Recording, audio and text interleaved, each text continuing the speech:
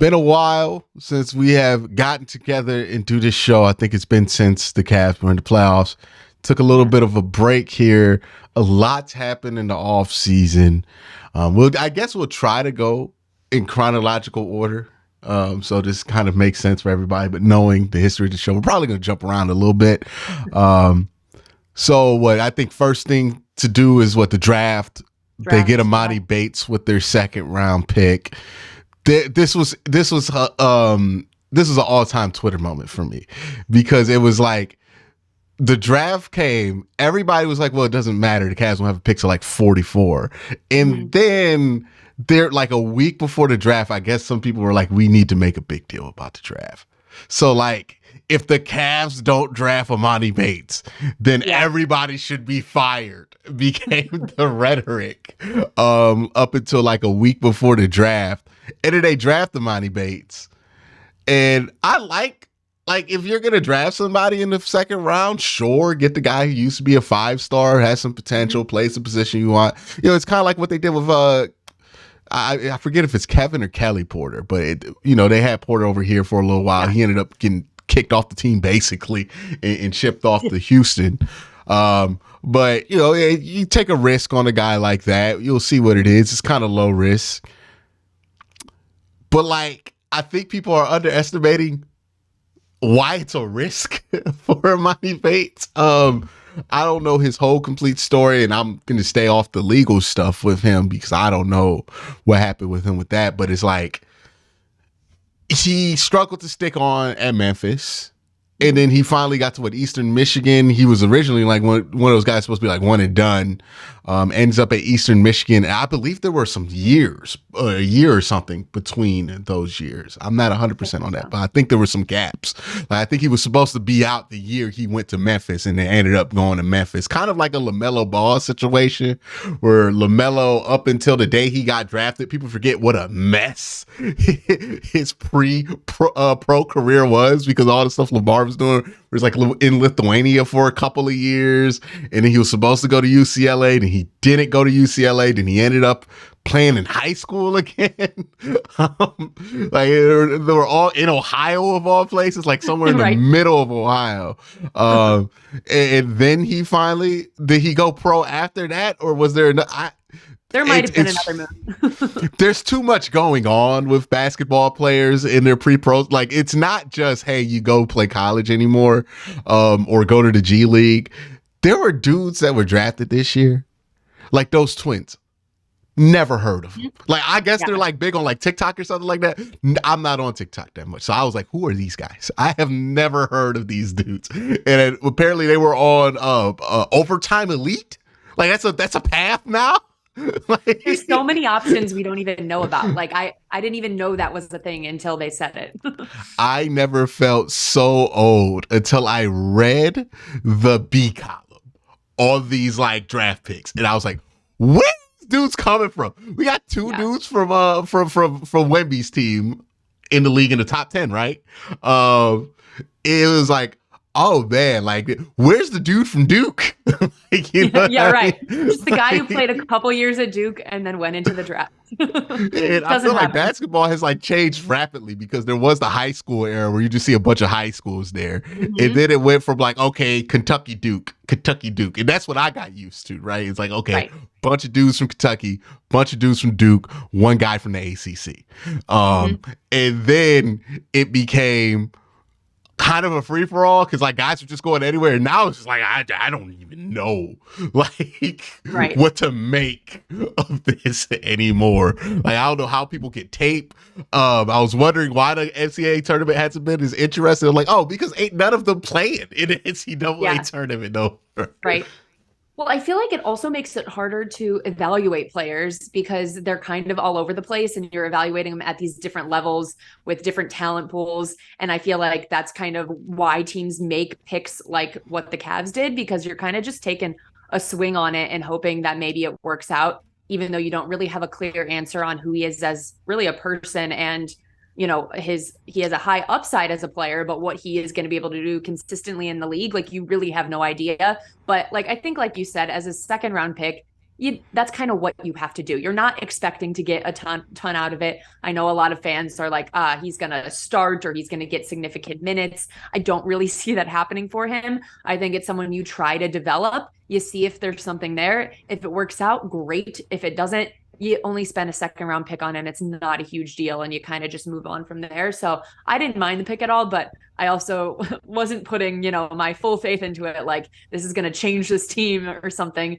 like I think some people were, but it's funny. I feel like fans always do this. We do this in football too. And Browns fans have been doing it because we gave away all of those first round draft picks for Deshaun Watson.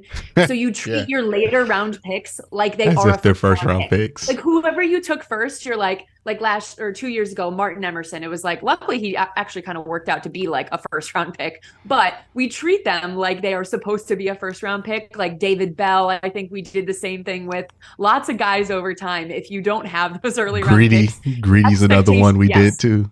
Expectations are like way higher for it. So I caution everyone, don't do that here. He is not a first round pick. Like it's going to be fine. It's like, I think a lot of people were like using a Michael Porter like thing, right? Where Michael Porter was like a number one and he ended up falling in that draft. And then he ended up getting like a first round pick, late first round pick. But it's like also different situation. Right. And even with Michael Porter, it took forever, right?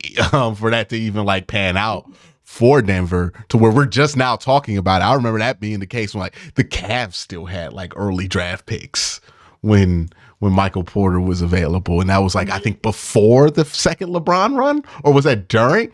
I don't know. It felt like it might've been right after the second LeBron run. Like either during or right after. Yeah. It might've been the Colin Sexton year, but it's one of those things where it's like, we kind of get excited. We have questions about level of competition in like for these college players, even when they go to the major schools now. Mm-hmm. And then like Eastern Michigan is like, man, I really don't know what I can expect out of somebody in year one from a mid-major conference. So we'll see. I mean, like he has at one point, this is what you can say about him. At one point, somebody thought he was going to be really good. Yeah. Now that happens with a lot of guys. Like people forget, there's a lot of role players who used to be like number one recruit in the NBA, right? Or in high school or wherever they were. But yeah, at some point, somebody believed it. You can find it. And since it's the internet and it happened recently, there's a bunch of YouTube videos of it, people telling you how great this guy is going to be. But unfortunately, things have gotten away and the projection for him now isn't what it was 2 years ago. It's what it is now in 2023. So we'll see what happens with Monty Bates. Hope he turns into something, but I don't even think it's fair to Monty Bates to have high expectations for him in year one, because also what I've seen, to add to what you said about what we've done with Browns draft picks, is we get so high on these late round picks early and we hype them up, and then they don't meet the expectations, and then we turn on them something vicious when that doesn't happen. So, let's just let Imani Bates kind of develop and then see what those expectations should be as we see him show these things in NBA games. You know what I mean? Like, let's be fair to him. So that's the only thing there. I don't think he's going to fix the wing problem, right? Like that's crazy. That's crazy. If he does, great. Like, I'm not going to be mad at it, but I would not put that on him in year one. I know Donovan has the quote where he's like, we expect him to be a big part of what this team does, but I don't know what else Donovan's supposed to say in that situation. Like, hey, I hope he makes the team. Yeah. He can't say that.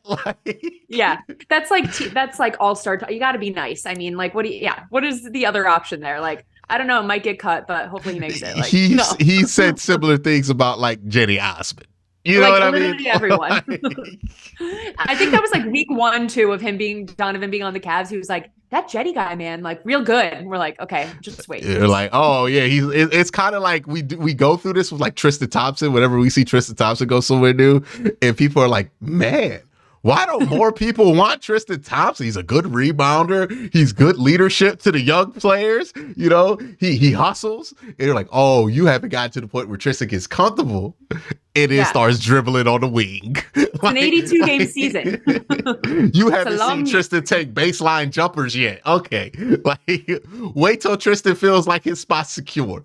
And all of a sudden, Tristan gonna be speaking for everybody, doing all the Tristan Thompson stuff that drives you crazy. And then he's gonna trend on Twitter for something that's just wild. Like, but it's the Tristan Thompson experience. And it was like, oh, okay, yeah.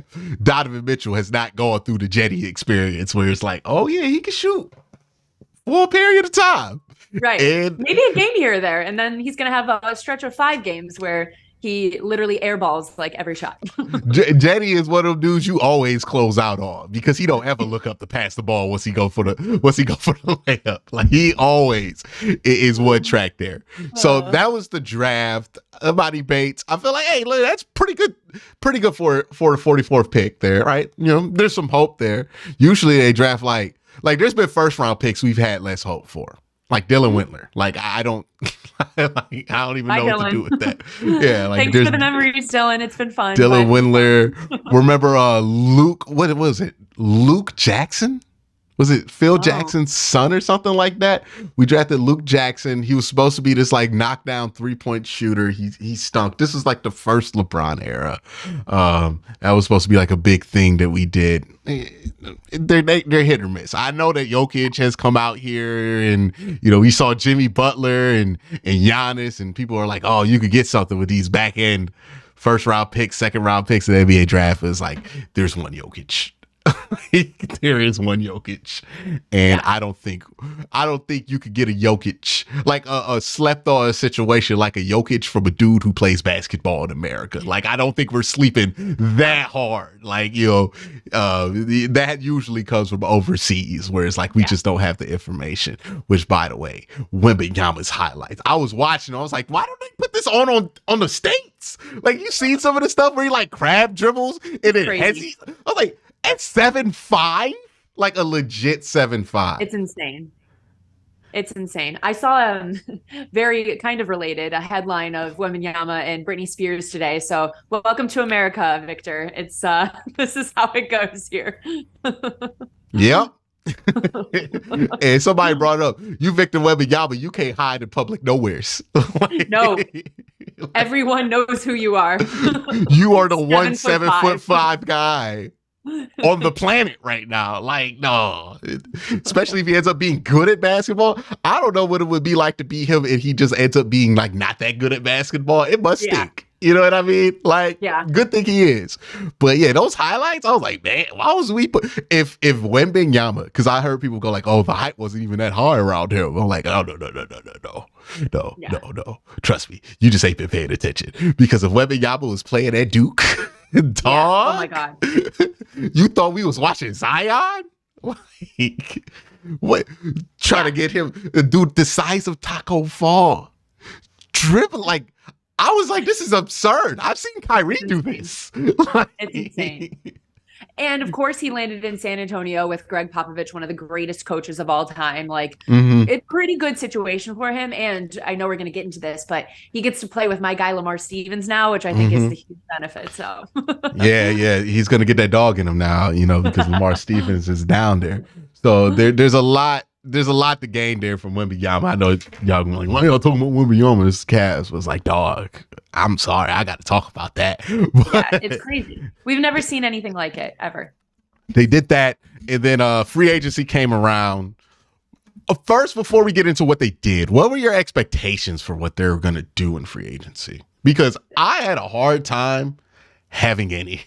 Yeah, I'm kind of with you because if you look at what we have on our roster right now and assets that we have in terms of draft capital, pretty limited in terms of what we could give to get the pieces that we are looking for. And look, everyone wants a good 3-and-D wing. Like that is what everyone is looking for. It's a big price to pay if you want one of the best in the league. And we quite frankly just don't have that to offer. Like that is just not, you know, we gave up all those picks to get Donovan. We have our core players and it's hard to find assets to give up. So my expectations were generally pretty low. And I think what we ended up doing is about like the high end of what I thought we could do with the assets that we have. All right, so just guys that they brought back. I mean, like it's really just Karras. They brought back Isaiah Mobley technically, but Right. but they brought back Karras on a 2-year deal. What is it? 32 mil over two. I saw a lot of people like freaking out about these contract numbers. I was like, these are normal numbers in the NBA. Normal. I liked that too. I felt like, I mean, if we go back to the playoffs, like Karras was one of the only people to really show up, and his experience, I think, showed in that he had been there before. And I know he was kind of inconsistent throughout the season. I feel like he had some really good stretches, some bad stretches, but look, we don't have a lot of shooting. I felt like it was, maybe the right direction to go in rather than just letting him, walk. Then you kind of just have to get something out of it and continue to pay him. Otherwise, you're going to kind of lose the asset there. And I think he's going to be better if he has, like, instead of having a guy like Jetty around him, you have, Max is going to be out there. George is going to be out there. So maybe some more shooters around him might be better. And just not having the complete peanut gallery that is the Karis LeVert and Jetty Osman show on the floor at the same time, just that not being a possibility anymore, I think will make Karis LeVert a better player. Because sometimes they're both so ball dominant at times. Yeah. I think that it doesn't benefit either of them. Yeah, I think when you have more shooting options as well, it's like less pressure on each individual guy, where it felt like it was so much pressure on Karras because he was one of the only guys that was coming off the bench that had the ability to be a shooter. Now, if you have Strus, you have Niang, you have some more options to throw out there, where if someone has a bad game, maybe Strus picks it up and has a good game and you don't notice Karras not shooting well as much. Like guys pick each other up more. We didn't really have people to pick each other up. It was just like, we need our two guys that can shoot to shoot well every game, or we're going to lose.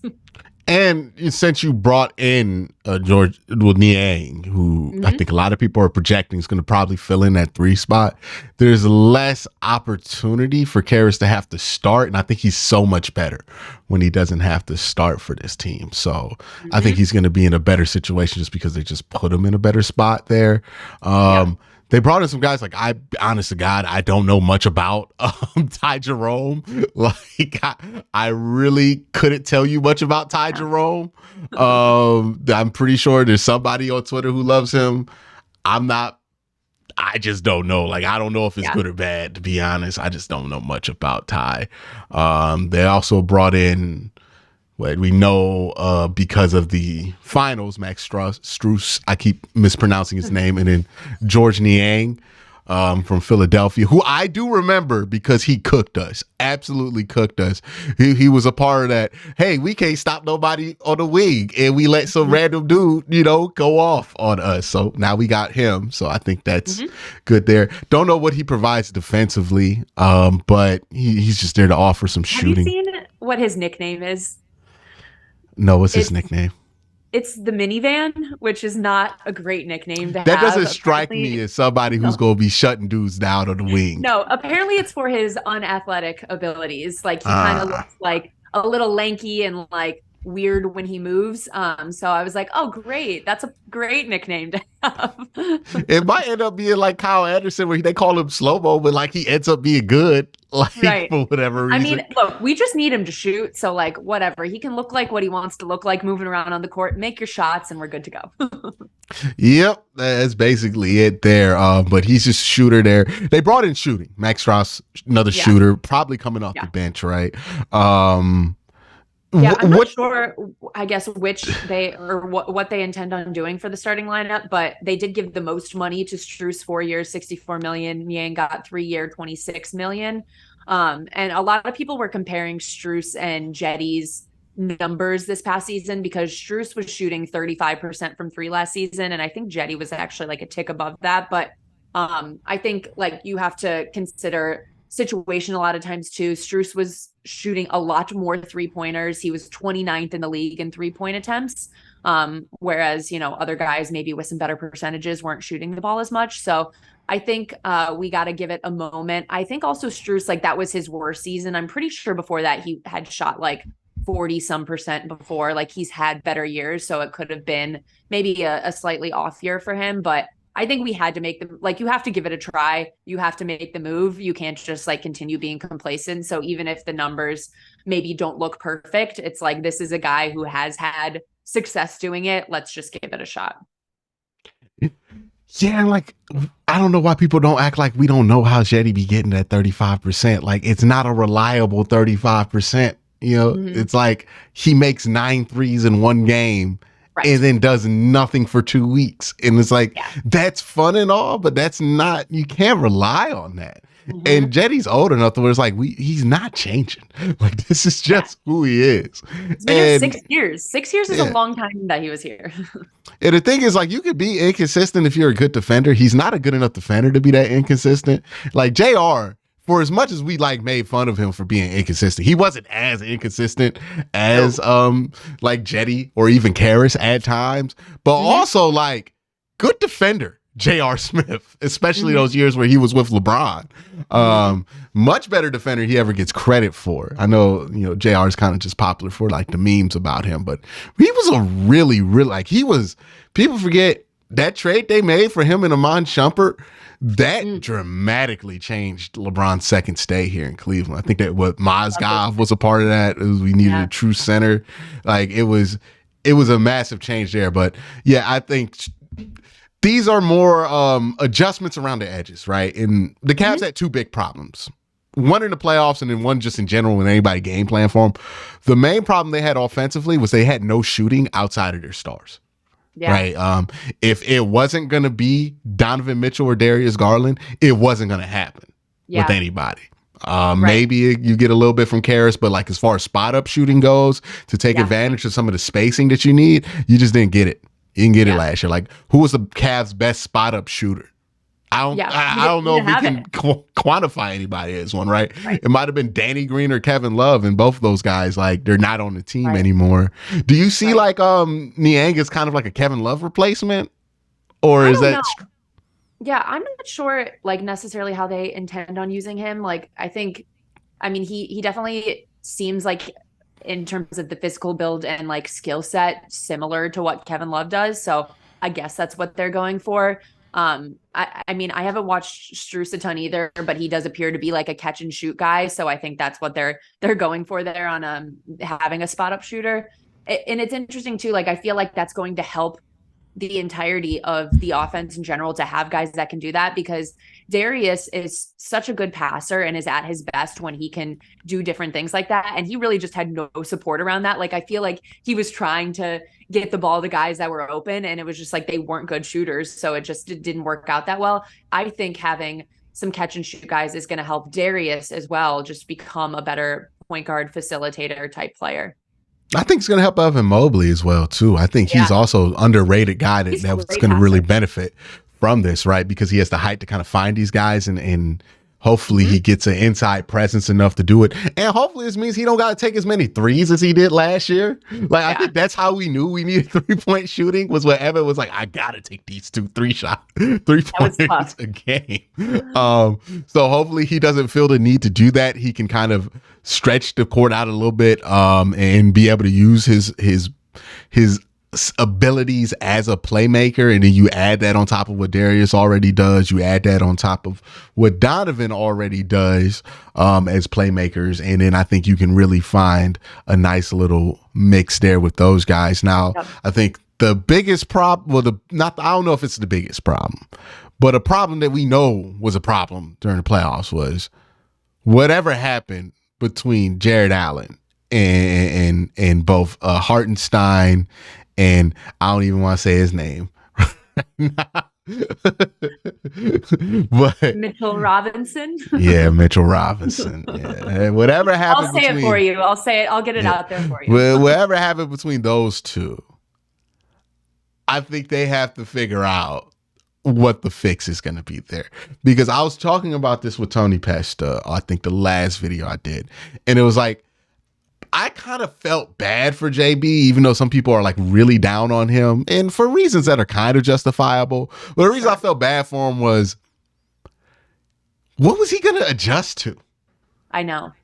You know, and I think the one valid criticism you could say is if he was part of like green lighting, hey, let's get rid of Kevin Love, knowing what was on the bench when it comes to the other bigs, yeah, it's like, okay, yeah, that was a problem. Now, I don't know how much Kevin Love helps you. I know Kevin Love, he can box guys out. Like maybe the rebounding isn't that much of an issue if you have Kevin Love there.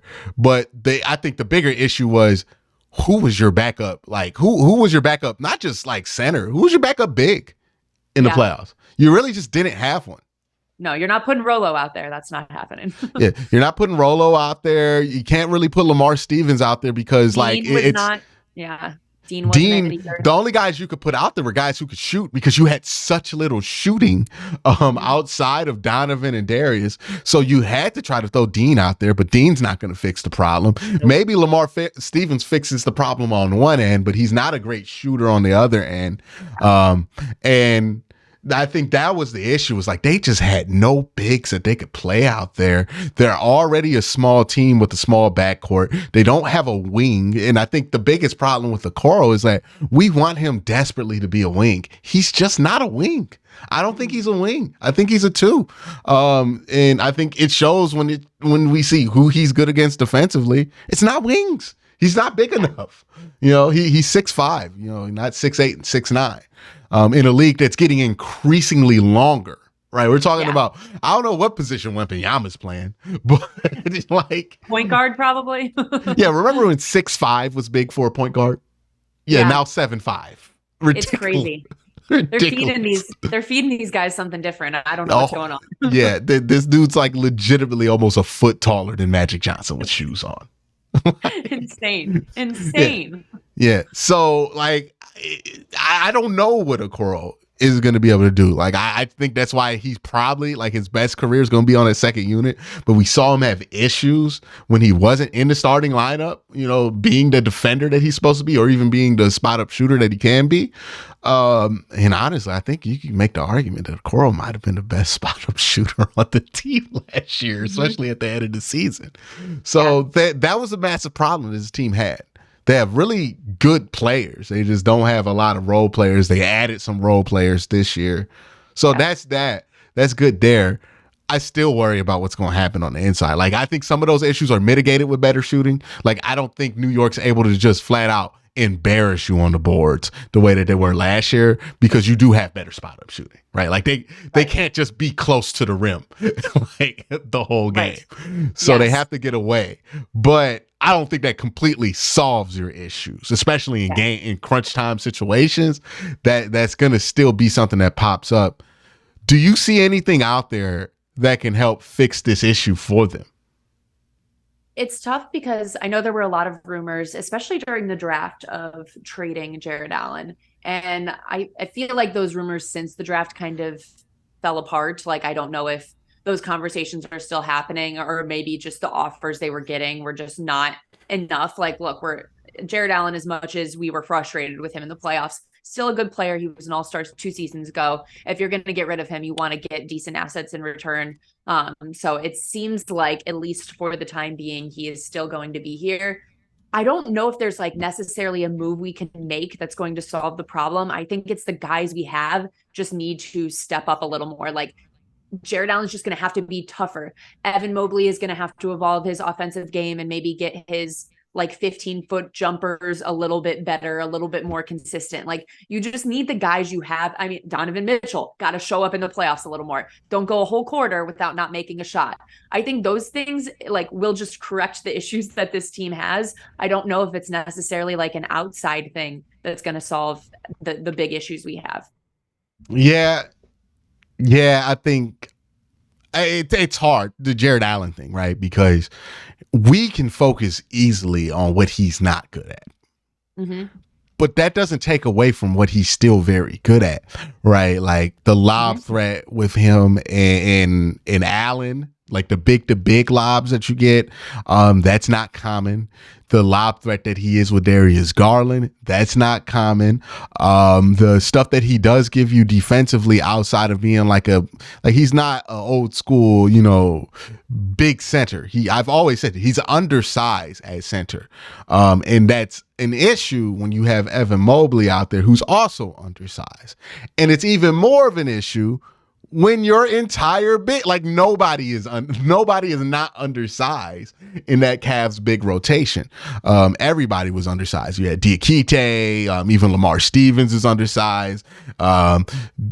Dean Wade is undersized, and I know people are going to throw out heights, but that's almost more important. Weight is our bigger factor. Yeah, that's way more important. Yeah, like PJ Tucker has been able to be a center in the NBA. It's because of strength and weight. You know what I mean? Right. So that's more important. We just didn't have any of that. Like Rolo was big, but he was such a liability in every other factor that you couldn't play him out there.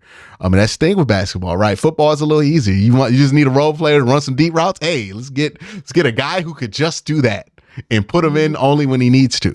Basketball, just because that guy can do one thing that solves that problem, I mean, he's not going to open up 6 different problems because he can't do these things.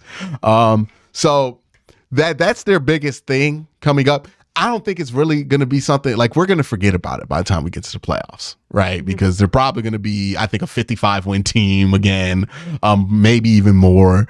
They're probably going to be really good in the regular season. I think more so, I think Darius Garland's going to take a big step this year. You could kind of see it brimming, and then it kind of showed itself in the playoffs where it's like, oh no, he could be the best player on the court at times in an important game. So I think there's going to be more for him. I don't know what Donovan's going to do as far as because it seemed like he had a real big boost last year off of just not being in Utah. Yeah. I don't know if that's going to carry over, right, to this year where he had the deflating kind of playoff performance. So maybe he's not the same player he was last year, but I think Evan and Darius are going to make up for whatever you don't get from him. And you're going to have better spot up shooting. You'll probably be a 55-win team again. You'll probably be in a conversation for top 3 seeds. You'll probably be a team that, people are going to rightfully not think it's going to be a real NBA title contender because again, you might be able to get around with the issue that you have there in the front court, but one of two things just has to happen. Either you get a magic pill and you get a big 6'8", power forward / wing that can dribble, pass, and shoot out of nowhere on the team, or Evan Mobley just grows. And that's going to take 2-3 years for him to even get close to getting to the size to where you don't have to worry about what happened in the playoffs again. So I just think we want a quick fix to that. I don't know if there's a quick fix. I think we're just going to have to just let it ride for a little bit. Yeah. I don't think most people outside of Cleveland and probably people inside of Cleveland either are going to trust what this team does in the regular season next year just because of what happens in the playoffs. They're going to say, hey, that's what happened last year. Same thing again. I think it's going to have to, be proven on what we do in the playoffs next year to show if these pieces really can work together. And I do agree with you on Evan. I think that's going to be a big deal on what this team is going to be able to do in the future. I don't think this is going to happen next season per se. I know it's year 3. I do expect him to take a step. I want his shooting to improve. I think his defense was obviously phenomenal last year. There's almost not much more improvement that can be made there, but offensively for sure want him to evolve. And I think over the course of the next few years, if we can see that happen, I think that does definitely change what this team can do and how far they can go.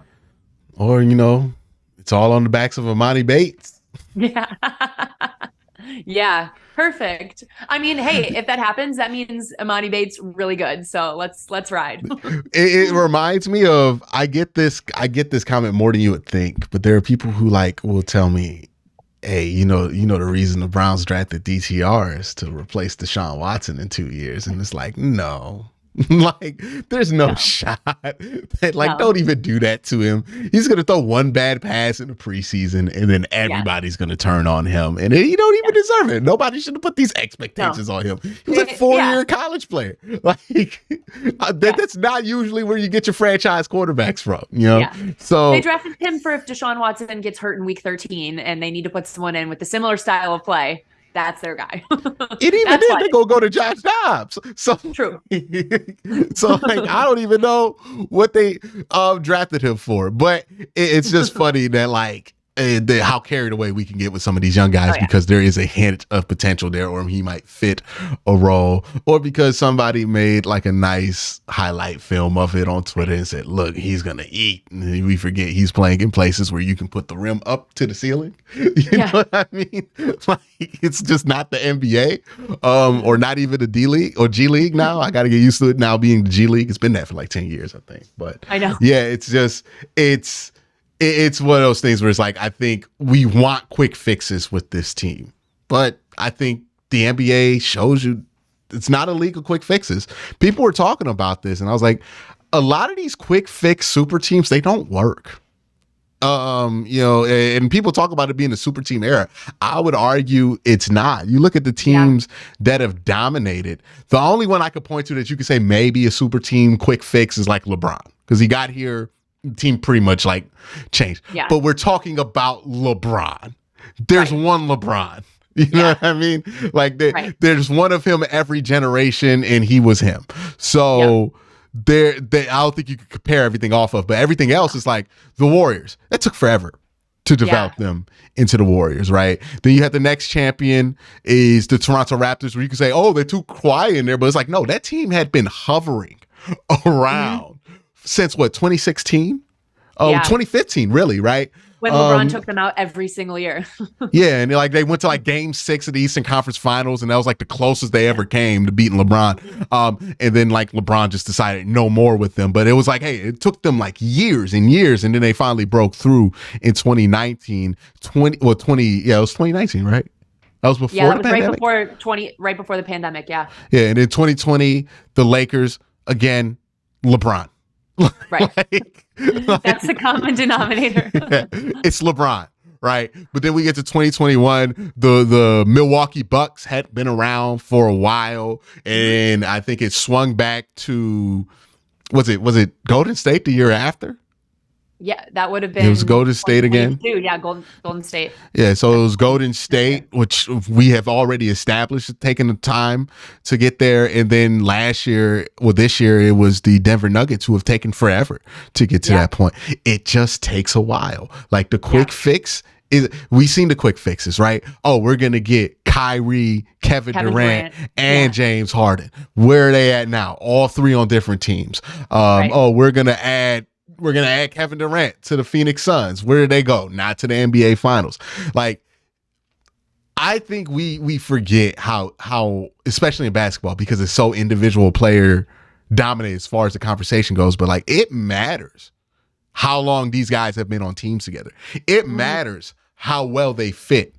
And it takes a very long time, because these players get drafted so young in the NBA that, you know, look, just because you think Evan Mobley going to be good and you can see it in year 2, don't mean that it's going to happen and you're going to be NBA champions in year 3. This is not the NFL, where it can just kind of happen like that. The NBA, it's one of the things where I think the perception of it is so far from the reality. The perception is you could buy a ring in the NBA if you just get the right players. That philosophy has been proven wrong almost every time that it's been involved with somebody not named LeBron James. Like, you have to have a well-developed core. That core has to play in the playoffs and fail for like multiple years. And then finally you break through. And that's just how it goes. You know, again, most champions that don't have a team, and even LeBron, how many times do people talk about, oh, he went to this many finals and didn't win a championship? It takes a while. It took LeBron 2 years. It's not easy. Yeah, it took him 2 years. It wasn't even his first year that he won it with the Heat. It wasn't his first year that he won it with the Cavs. And it wasn't his first year that he won it with the Lakers. So even when we're talking about one of the best players, if not the best player of all time, it still didn't happen immediately. Yeah, it's hard. and it's not going to happen immediately. In basketball, I don't think people understand. I don't think people have caught up to this yet, but I think basketball, it takes the longest out of almost any sport, because baseball, it can kind of just happen randomly. Football, it can kind of just happen randomly.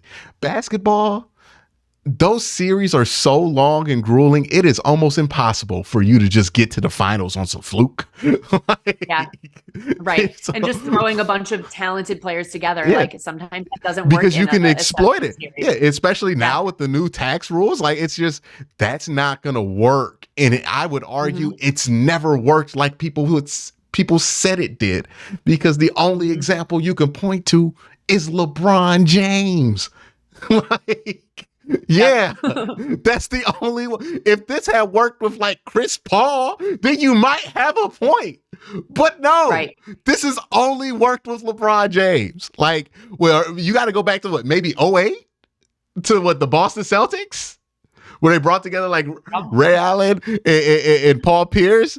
And even then, they didn't really do much after that first championship run. So it's like, it takes forever, especially today. It takes a while. You got to draft guys. You got to develop role players. You got to get Bruce Browns. You got to get random 20-point scorers. Like, you have to have all of these things. It takes forever. It's not just about your star developing. It's about your franchise developing behind it. And that's what's going to get you there. And that's not going to be solved because you make a trade. A trade's going to be a big part in that timeline. But it's not just going to be solved because you made the trade. And I think a lot of people have lost sight of that, because a lot of the conversation is outside from the reality in the NBA that you could just get it quick. It's not true. You can't. Yeah. You know what I mean? Yeah. No, I agree. It's proven by, like you mentioned, all of those series. And I think when you look at a lot of teams that do win it all, you can point to any of the series they had throughout the playoffs on like random guys that stepped up throughout that weren't the star players. And that comes from working together well as a team, growing together, the comfortability they have together. Like, a random role player doesn't step up unless they, feel comfortable in that role. And I think that comes from building it over time, like you talked about. There's going to be coaches get fired in between that. There's going to be players that get moved in between that. There are going to be incremental pieces that get moved around. It's going to take a while. But this team does have a core that you believe can get you to someplace high. It's just, it might not be right now. You know what I mean? Who knows what the league looks like in 5 years, but it might not. And this is all you can do as like an organization, is try and put the right pieces there, because you still might never win a championship. There are a lot of teams that were building and building and building and felt like they had the right pieces, and it just never came together. Like, I think this is the best you can go at it, where you get guys like Evan Mobley and Darius Garland, who are young, and you see the future of what they could be, and you just have to hope that they are going to get there and become what you predict them to be. It's going to take a while. They are 19 years old when they get drafted to this league. Sometimes even younger than that. Yeah. It's crazy. Think about if you're at home and you went to college, how dumb you felt your first couple of years of college, and how much further you thought you had progressed as a human being by the time you had graduated college. Honestly, how dumb I felt when I graduated college. I'm like, wait, I still don't know anything. And then do it from what you have done from college till now. And it's like, I didn't know anything back then. Like, my brain still has like years of development left. Got it. They're like, they get drafted so early that we get to like year 6 and they're like 25. And we're like, oh, this is the year that they got to put it together. It's like, they usually don't happen until they're like 27, 28 for a reason. Right. That's enough time for some life to happen to you, and all of your genetics to give you everything that you're supposed to have. Whether you're supposed to have a growth spurt or weight gain, whatever it is, you can be your full self. It just takes a while, and they get drafted so early, and then by the time they're 10 years into the league, we're talking about finally hitting their prime. But that's what it is. That's what it is. It takes a while. It's funny. LeBron was what? Was it with 2014? He was 27 when he came back. That's so crazy. Like it felt like he had been in the league forever at that point, you know? He was what, 28 going to 29, I believe. That's nuts. And like he's talking about as so much older, and then I think about it and I'm like, oh yeah, he came back 9 years ago. Yeah. Like, wild. I was watching like the 2K14 trailer. I was like, this was a decade ago. Where did the time go? I'm old. But somehow his hairline got better. Shout out to Bron and whatever he's working with, you know, because that hairline was at a tragic state. It was going quickly running away from him, sprinting.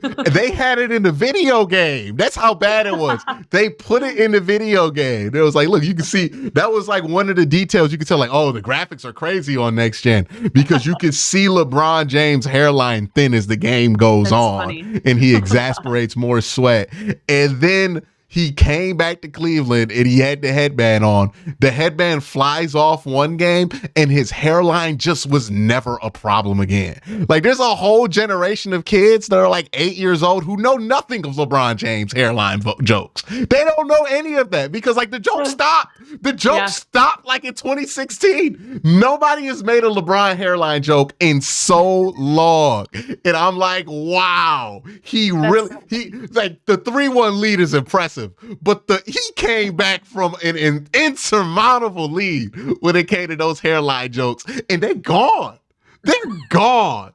Have you realized that? When's the last time you heard somebody make a joke? It's gone. He beat it. I hope he paid his hair guy a lot because he did a real nice job. Like, I don't know. Like, if you are younger than us, I don't know if y'all realize how just like everybody was making LeBron James hairline jokes. Like, it was you would turn on Facebook, hairline joke. You would just everywhere. It would be a joke about LeBron James. It was like one of the biggest things in pop culture was his hairline receding at the rate it was. And then 1 year he took off the headband and we never talked about his hairline again. That's nuts. That's nuts. We ain't even talk about how he got it back. It was just back. It just came back. Just accepted it. And we were like, oh. And like he never wore the headband again. And we just were like, okay, I guess he has hair now. That's the thing. If you would have told me in 2013, hey, Quincy, you know, in 10 years, we not going to be making LeBron jokes. He's not going to be bald. He's going to have a better hairline than he's ever had. And I would be shocked. I would be like, that's not real. But that's the reality we live in. Shout out to LeBron James. And I feel like that's more than a barber that fixes that. Like, that's got to be like a hair specialist. I don't even know what you call it. Like, I feel like a dermatologist is involved at some point. Something. You know what I mean? Skin doctor, like grabs. Something beyond what us regular people could ever get. We don't even know what it is. Not even just regular people. Regular rich people can't even afford that. You got to be LeBron. It's so advanced in technology that we don't. Yeah, no one even. Here's how you know it's advanced. LeBron couldn't afford it until he came back to Cleveland. Yeah. He had been 10 years in his NBA career. He couldn't afford it quite yet. But then medical advancements and whatever just came down. I don't know. Somebody's got to do a documentary. I need that to be a part of the Last Dance style documentary that eventually comes out the day LeBron retires, is how did that hairline come back from that? Because I still can't believe nobody talks about it anymore. That's nuts. Nobody. When's the last time you heard a hairline joke? You had to have been in college. Not even college. Yeah. Maybe a high decade. School. Yeah, probably high school. A decade for sure. It's been a minute. That's crazy. Like, this used to be in like Jay-Z songs. It's insane. But that's been CAVS AttacQ, the off-season edition. Hope you guys enjoyed it. Ab, anything you have left to say before we head out? No, that's it. Looking forward to, I mean, it's months away, but looking forward to the next season. And let me know in the comment section, what's LeBron's greatest comeback? 3-1 lead or the hairline? Tell me in the comment section below. Y'all have a great day. Have a good night.